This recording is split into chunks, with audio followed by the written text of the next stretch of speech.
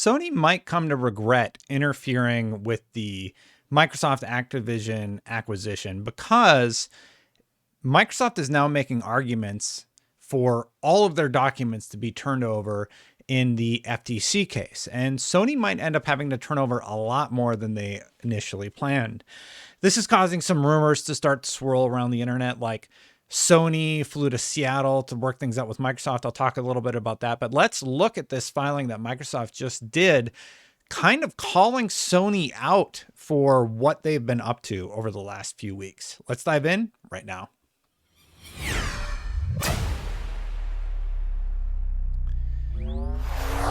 Now, if you haven't been following the case, largely Sony has been lobbying regulators. They've been lobbying in Washington to get this deal blocked, and they've been successful this far. They are on the cusp of the deal falling apart potentially. We've seen Activision looking at options for if the deal doesn't go their way or potentially to divest, so things might be going Sony's way. But that also means Microsoft's playing a little bit harder than they normally do with Sony. Let's read their filing with the FTC here. Respondent Microsoft Corp's opposition to non-party Sony Interactive Entertainment's LLC motion to quash or limit subpoena, whatever that word is. It's not Italian. It's Deuces Tecum. I don't know what language that is. But anyway, let's read what they say because they seem pretty mad. Sony Interactive is at the heart of this case. SIE has unleashed its executives and high-priced economists to petition the commission as well as regulators around the world to block the transaction. At minimum, SIE has submitted advocacy opposing the deal. 2, sent its executives to make presentations to regulators. And 3, something we don't know about. So they've done some shady stuff behind closed doors. I'm guessing that's about rallying Google and Nvidia, maybe. But I'm just guessing. I don't know what it says. 4, hired economists to develop qualitative and quantitative analysis, and 5, something else. SIE's campaign has worked. The commission's theory of harm relies almost exclusively on the facially implausible claim that the acquisition is anti-competitive because respondent Microsoft Corp will withhold from SIE a single game, Call of Duty, produced by respondent Activision Blizzard King. Indeed, the commission's complaint references SIE and its products more than 60 times and describes SIE as Microsoft's only competitor in a gerrymandered high-performance console market. Despite leading the charge to stop the transaction, SIE claims it should not be required to produce documents on the very topics it has put at issue. SIE has submitted a declaration asserting that something. Yet SIE will not produce documents from Lin Tao, SIE's CFO, so that Microsoft can test their findings, I'm guessing. SIE likewise refuses to produce documents from Hideki Nishino, Senior Vice President of Platform Experience, who oversees SIE hardware business, even though SIE asserts that it would harm the hardware business. And SIE will not agree to produce a single document from its Senior Director of Competition and Regulatory Affairs, Greg McCurdy. You can see the pattern that Microsoft's laying out. They're basically like, your arguments are being used by the CMA, they're being used by the EU, and they're being used by the FTC in this case, and yet you will not provide any evidence of those findings to the FTC? You've made claims that the FTC has used in their arguments, and now we're saying we need evidence of those claims. Otherwise, everything that the FTC and Sony has been saying is hearsay, and it will likely be thrown out in court. So if the one competitor has said, this will be very damaging to us, even though that they're the market leader, Microsoft is now saying, okay, prove it. And I have to imagine that the judge is going to say, yes, your case references Sony, what they say, 60 times. You're going to have to provide documents that prove those findings. Now, before I continue on reading, you know that I have a goal of 100,000 subscribers. So if you're watching this far, hit that subscribe button, hit that bell to know when my content goes live. Thank you so much for watching. Half of you aren't subscribed. If you hit that subscribe button right now, if you're one of those 50% of people who aren't subscribed, I would hit the goal today. So thanks for watching. Let's get right back into it. SIE does not contest these custodians of relevance. resting instead on assertions of burden. Given SIE's central role, that purported burden does not warrant a motion to quash.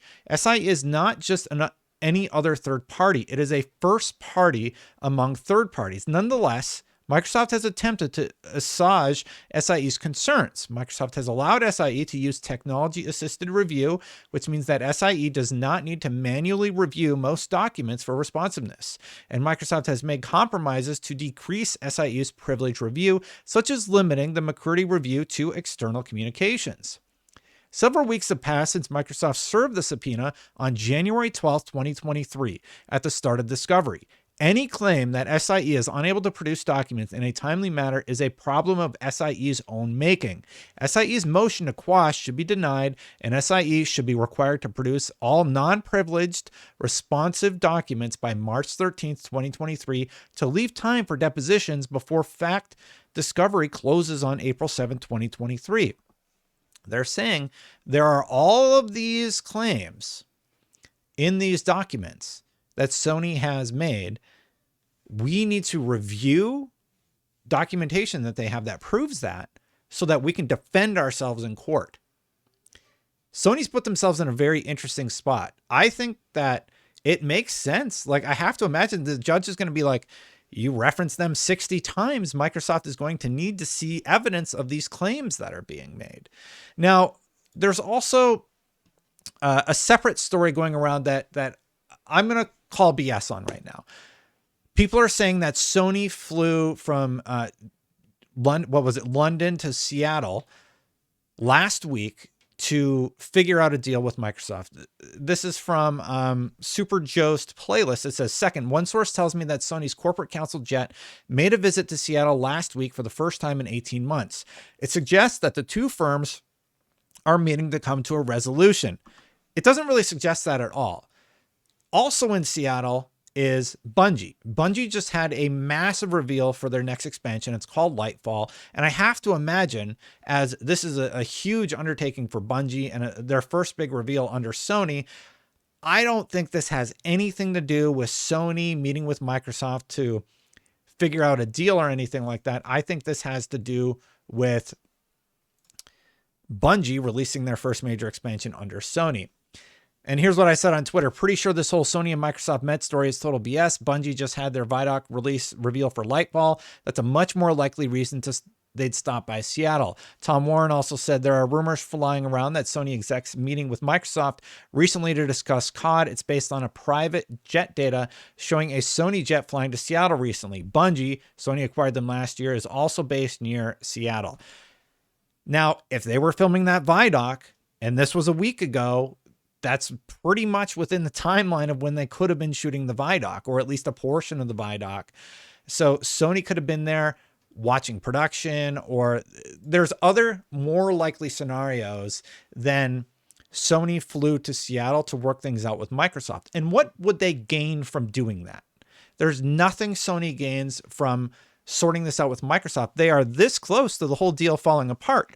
Why would Sony do anything to help or hurt their case when the CMA is literally about to block it? And if the CMA blocks it, there's a good chance that the whole thing kind of falls apart for Microsoft. That's what Sony wanted from the start. There is no reason for them to talk right now. I said that when, that was brought up initially, and I stand by that. Sony should just stay quiet, let the whole thing fall apart or whatever's going to happen, and then figure it out after that. Now, that document that I have open from Microsoft, those are just the opening, and then there's 97 pages. So I'm gonna jump over to Idis, who's sort of summarized some of the findings here over on Reset Era. Apologies if the text is a little small. Microsoft says that Sony's motion should be denied and provides 10 pages of arguments. Microsoft says that Sony has unleashed its executives and high-priced economists to petition the commission, as well as regulators around the world, to block the transaction. Microsoft mentions 4 redacted examples. Sony's campaign has worked because the commission's theory of harm relies almost exclusively on the facial... Okay, we read that one, but it relies exclusively on the possibility that Microsoft could withhold Call of Duty.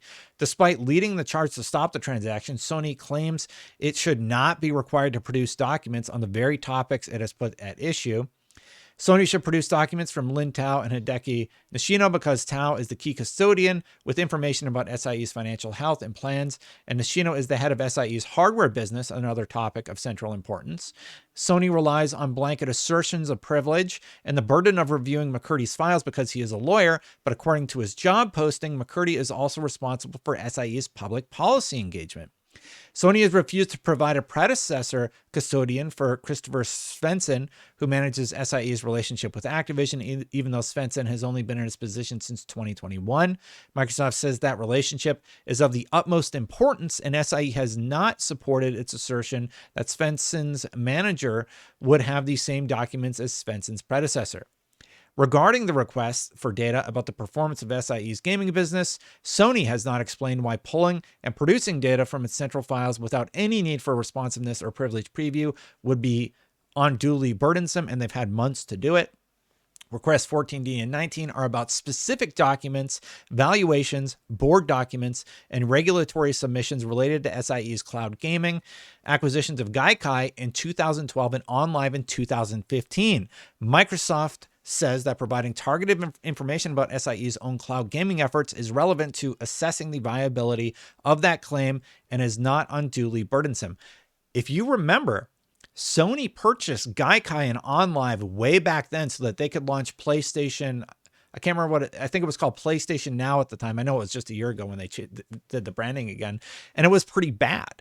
But Sony has been ahead in the cloud game for some time. They launched those services before Microsoft did, I believe.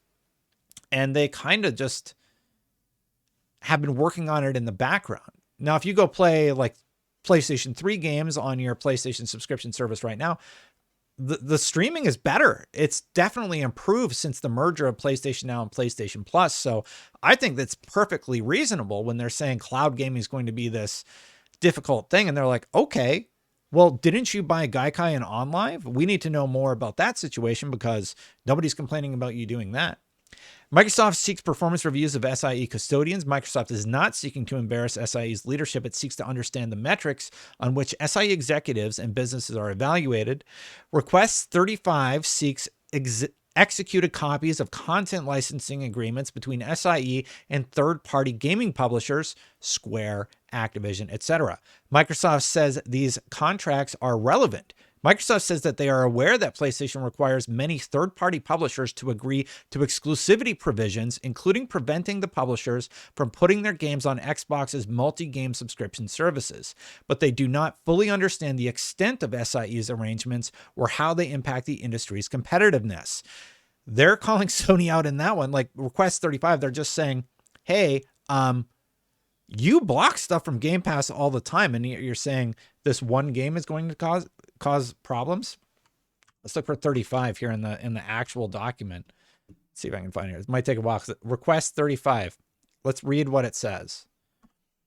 Request 35 seeks executed copies of content licensing agreements between SIE and third-party gaming publishers. These contracts are relevant, among other things. Microsoft is aware that PlayStation requires many third-party publishers to agree to exclusivity provisions, including preventing the publishers from putting their games on Xbox's multi-game subscription services. Apologies for the redundancy. But Microsoft does not fully understand the extent of SIE's agreements or how they impact the industry's competitiveness, given exclusivity's centrality to the Commission's complaint. Microsoft needs this information for its defense. Again, Microsoft is dealing with claims that Sony has made. They need documentation from Sony now to defend themselves in court because the FTC has adopted the claims that Sony made, and Microsoft needs evidence of that so that they can rebut it. It's going to be really interesting what happens here, and I think we're going to get access to tons of documentation, likely redacted in the near future from the FTC case, because Sony has kind of shot themselves in the foot on this one, and they know it. So let's go back to the plane ride for just a second.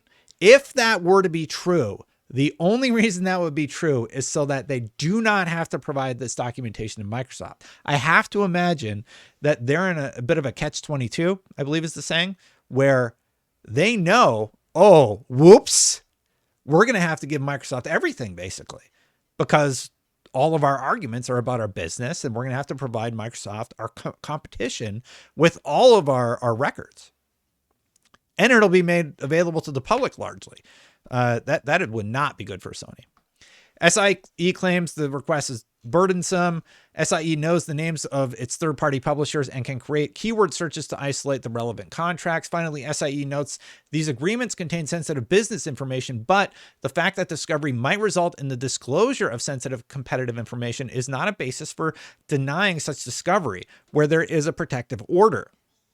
So basically, yeah, you're still going to have to provide that evidence. It can be redacted or whatever, but you've made these claims. You have to back them up now.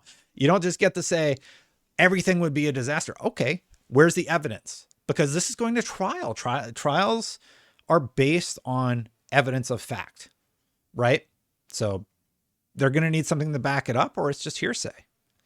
Anyway, Microsoft requests that Sony produce documents that SIE submitted to these regulatory authorities in connection with this transaction.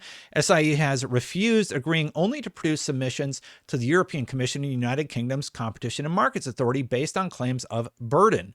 Contrary to the allegation that Microsoft will make Call of Duty exclusive to Xbox, since announcing the deal, Microsoft has repeatedly offered to enter into an agreement to license Call of Duty to SIE first for 5 years, and that's new information. Before, they had claimed it was 3 years, but the first contract that they presented was much longer than that. It was 5 years.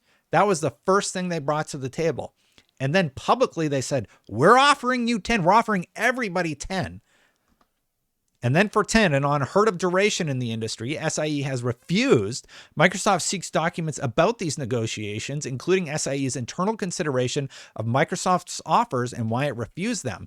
If that document is made available to the public, we get to see what actually happened, because there was that back and forth between Phil Spencer and Jim Ryan. That documentation would be very interesting to read, because then we get the truth of the matter. And I imagine it's somewhere in the middle, but I would love to see what transpired there.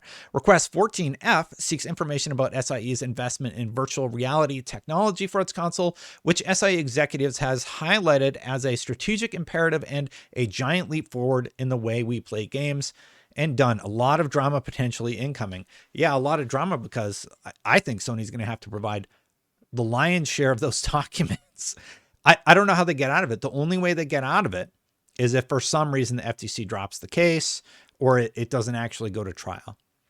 So that's just a quick look. I didn't read all 93 pages, but just reading that opening, I think Microsoft has a pretty strong case for those documents being turned over, and it's going to be interesting to see what the judge decides. We'll find out over the next few days.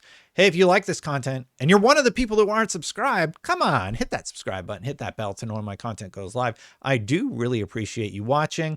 Help me grow to 100,000 subscribers. Good video today. Thank you so much to the members for supporting. Thank you so much. A longer video than normal, but it was a longer topic than normal. So thank you so much. If you want to become a member, you click that join button right there. And if you don't like ads, then that's how you turn them off. I post these without ads. Now, if you want to see the original video about the subpoena, you can check that out right here. And don't forget to subscribe. I'm going to get out of here, and I'll see you for the next one. Have a good day, everybody.